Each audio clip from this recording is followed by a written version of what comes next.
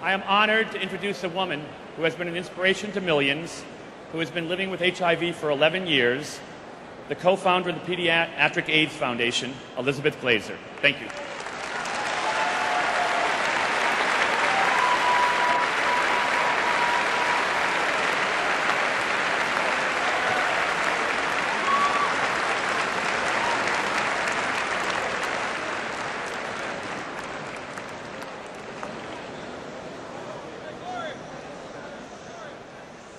I'm Elizabeth Glaser. 11 years ago, while giving birth to my first child, I hemorrhaged and was transfused with 7 pints of blood. 4 years later, I found out that I had been infected with the AIDS virus and had unknowingly passed it to my daughter Ariel through my breast milk and my son Jake in utero. 20 years ago, I wanted to be at the Democratic Convention because it was a way to participate in my country. Today, I am here because it's a matter of life and death.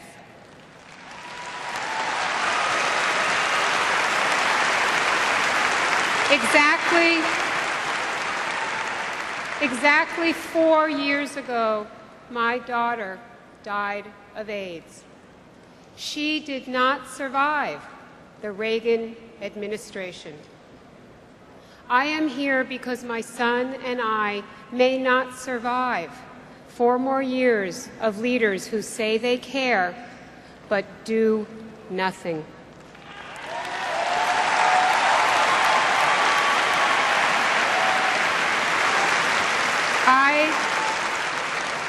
I am in a race with the clock. This is not about being a Republican or an independent or a Democrat. It's about the future for each and every one of us.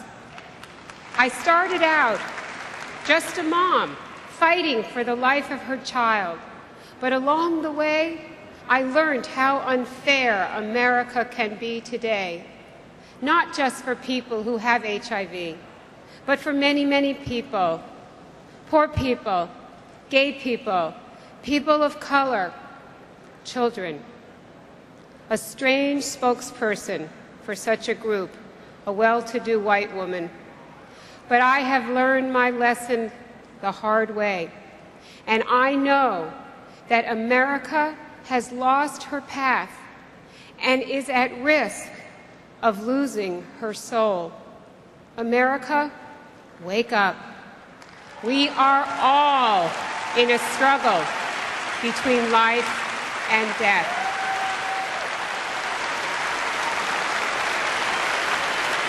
I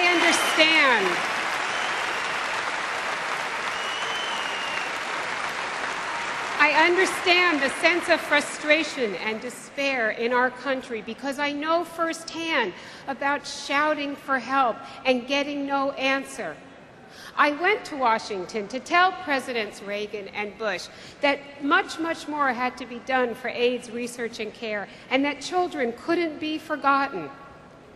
The first time, when nothing happened, I thought they just didn't hear me.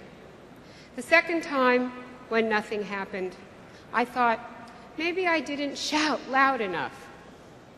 But now I realize they don't hear because they don't want to listen.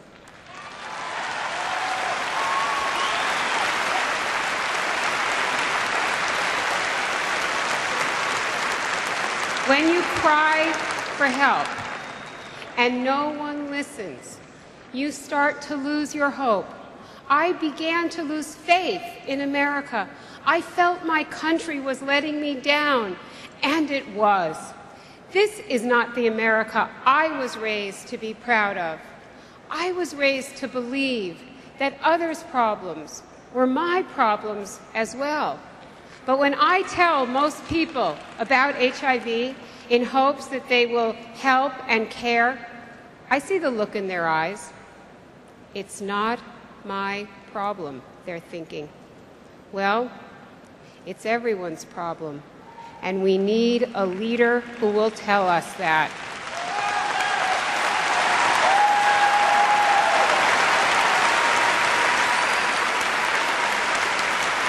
We need a visionary to guide us, to say it wasn't all right for Ryan White to be banned from school because he had AIDS, to say it wasn't all right for a man or a woman to be denied a job because they're infected with this virus.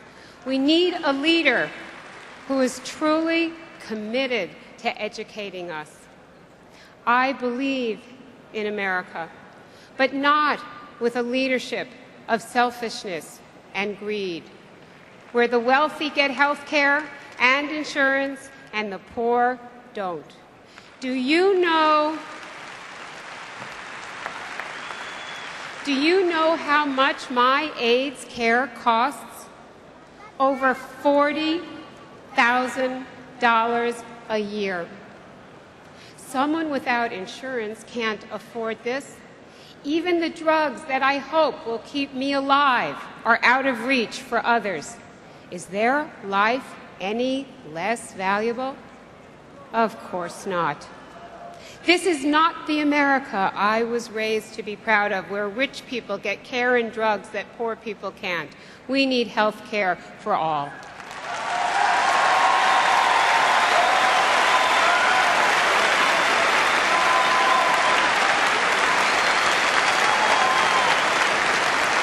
We need a leader who will say this and do something about it.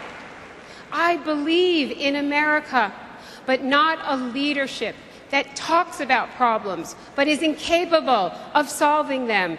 2 HIV Commission reports with recommendations about what to do to solve this crisis sitting on shelves, gathering dust.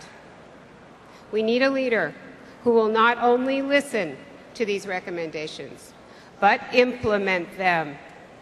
I believe in America, but not with a leadership that doesn't hold government accountable. I go to Washington, to the National Institutes of Health, and say, show me what you're doing on HIV. They hate it when I come because I try to tell them how to do it better. But that's why I love being a taxpayer, because it's my money, and they must feel accountable.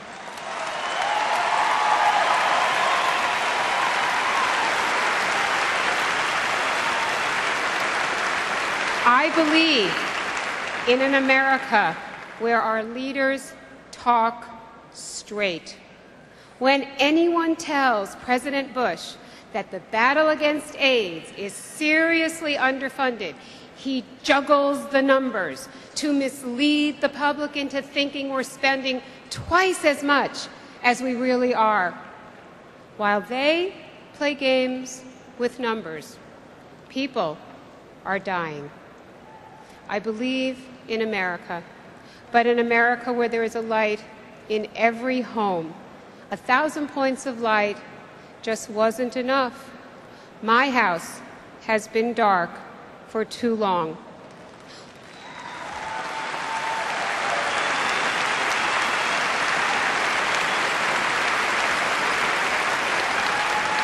Once every generation, history brings us to an important crossroads. Sometimes in life there is that moment when it's possible to make a change for the better. This is one of those moments. For me, this is not politics. This is a crisis of caring. In this hall is the future. Women, men of all colors saying, take America back. We are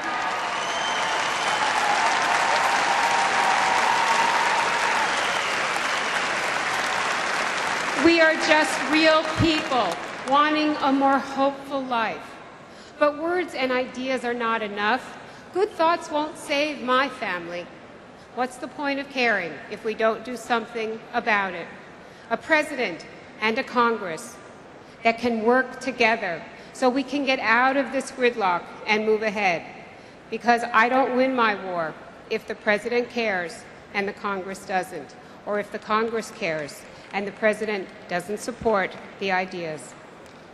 The people in this hall this week, the Democratic Party, all of us can begin to deliver that partnership, and in November, we can all bring it home.